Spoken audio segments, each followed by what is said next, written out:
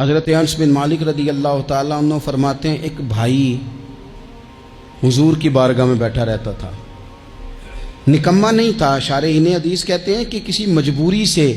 وہ کام نہیں کر پاتا تھا، یا کرتا تھا تو کام آگے نہیں چل پاتا تھا، ذہنی صلاحیت ہی شاید زیادہ نہیں تھی۔ یہ حدیث مشکات میں بھی موجود ہے، مستدرک للحاکم میں بھی موجود ہے۔ حضرت انس بن مالک رضی اللہ تعالیٰ عنہ فرماتے ہیں وہ حضور کی بارگاہ ناز میں بیٹھا رہتا تھا، اس کے بھائی نے آ کے شکایت کی، یا رسول اللہ صلی اللہ تعالیٰ علیہ وسلم، یہ کوئی کام ہی نہیں کرتا، کوئی محنت نہیں کرتا، کوئی جدوجہد نہیں کرتا، آگے نہیں بڑھتا، مجھے اس کی ضروریات کی کفالت کرنی پڑتی ہے، مجھے جدوجہد کرنی پڑتی ہے، مجھے اس کے معاملات کا خیال رکھنا پڑتا ہے، آپ اسے سمجھائیں۔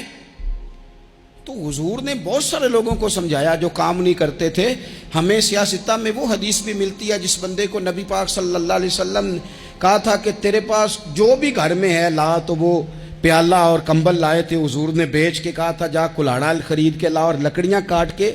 تو بیچ کے اپنا اور اپنے گھر والوں کا پیٹ پال۔ یہ ساری باتیں اپنی جگہ پر یہاں نبی پاک نے ایک روحانی مسئلے کا حل بھی بتایا۔ اللہ کے محبوب علیہ السلام سے عرض کی حضور یہ یہیں بیٹھا رہتا ہے اور سارے ہی کام مجھے کرنے پڑتے ہیں۔ تو حضور نے نظر مبارک اٹھا کے بھائی کی جانب دیکھا جو بھائی کا شکوہ کر رہا تھا،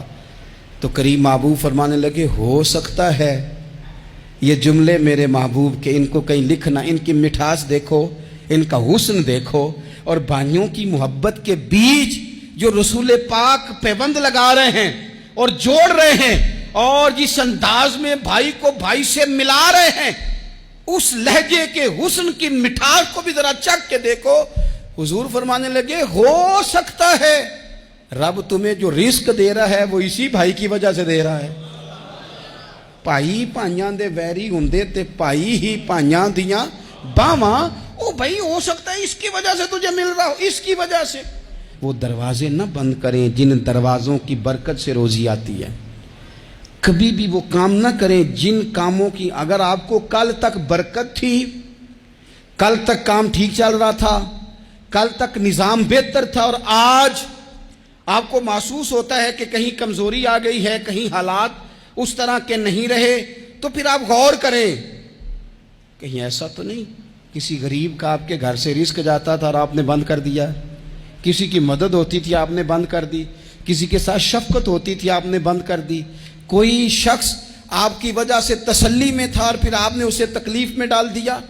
اللہ کے محبوب نے فرمایا تمہارے کمزوروں کی وجہ سے تمہیں رزق دیا جاتا ہے، تمہارے ضعیفوں کی وجہ سے تمہیں رزق دیا جاتا ہے۔ تم نے تو ایک بندہ یہ کہہ کے نکال دیا کہ جا تیری تنخواہ میں نہیں دے سکتا،